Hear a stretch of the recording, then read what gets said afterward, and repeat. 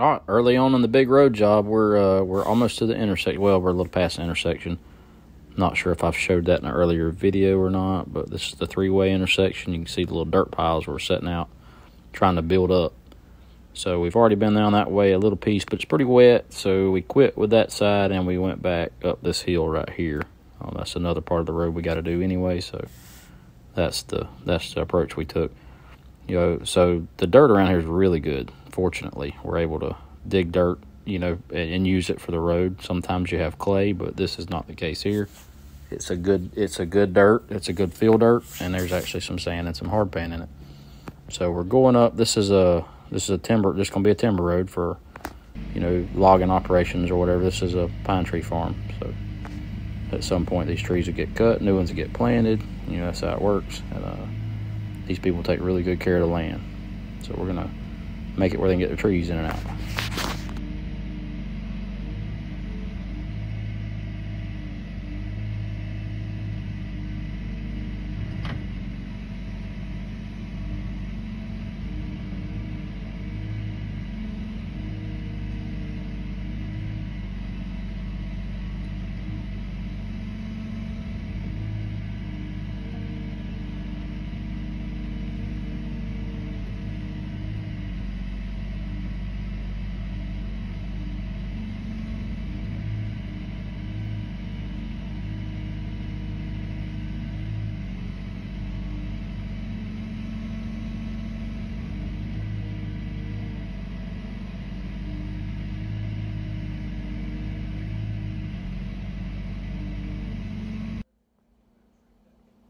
Fly you past the dozer here, we're going to go to the left. I'm going to show you how wet it was.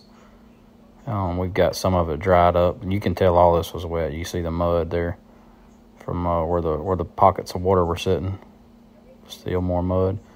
And then down here in the back, it gets really wet. We got a place we're going to cross down here, cross one of the old ditches, but it's almost too wet to work it right now, so we're going to come back up on the hill. I just wanted you to see how wet it was, and I'll show you what the crossing looks like in another video once all that's handled.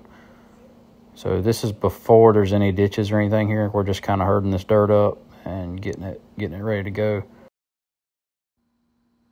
So we've already scratched where the dozer's at and set our dirt out, and it was in piles and it's been knocked down. Now we're just kind of putting it in place. This is a three-way intersection here, so it eats up a lot of dirt, a lot of volume. And we're getting dirt, from all three directions and trying to put in this intersection and make us a good turnaround here. This is TJ's dozer, a friend of mine. He's working this job with me, and it's actually his job I'm helping him with. But this little dozer, it pushes dirt really good. It's got a 10-foot blade on it. It's a little 450, and it does an excellent job.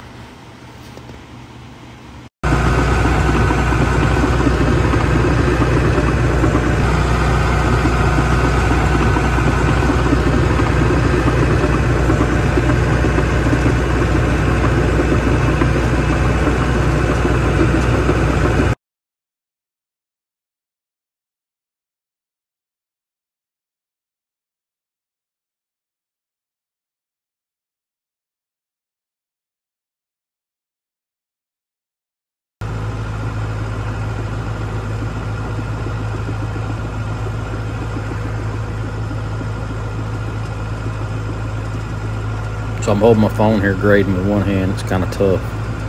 But this is heading back up the hill away from the three-way intersection towards the start of the road. This road's been here a little longer, or this section of it, and it's a little firmer, so I'm able to grade it a little bit better than the new stuff. The more time it sits, the more reasonable it is when you're working with it for stay and put and all. But this is a beautiful place. It's going to be a really nice road when we get done pulling everything and getting it all graded out. Love this place.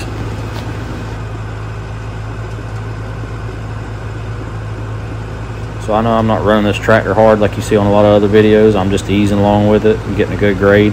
Part of the reason I'm going as slow as I am is because I am videoing with one hand, and I'm having to swap between the blade and the steering handle, But going this speed here, or a slower speed than what a lot of people try to grade at, is going to produce a whole lot better end product, and you won't have to make near as many passes on it. So that all equates into the equation too. So it looks slow, but in reality it's fast because I'm not making a bunch of high-speed passes with a bunch of mistakes in it.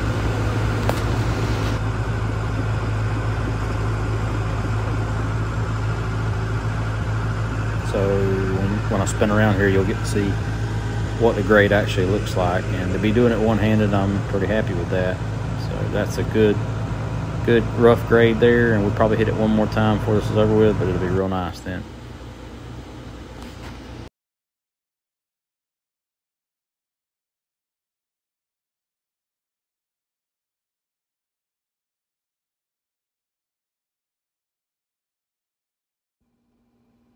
Now we're finishing the edges of the road, kind of interfacing between the ditch and the road. With the excavator, it seems to be the easiest thing to do it. A lot of times with the dozer, it's hard to get in there without, kind of sliding down the ditch some and it rolling dirt up in the bottom of the ditch on you. So we find it's probably the easiest to do it like this right here, flicking it with the teeth on the machine. It makes a pretty nice little interface. One good rain will take care of it, and you get a do-over. If you move the dirt somewhere you don't like it, you can pull it right back. So in my opinion, it's the best way to do it for sure.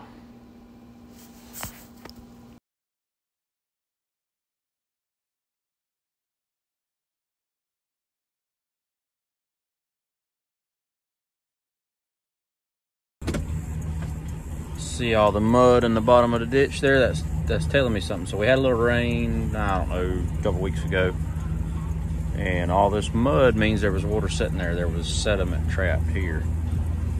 This is gonna seem silly to some people, but there you see the white sand there. See the high spots? That's what's holding the water up.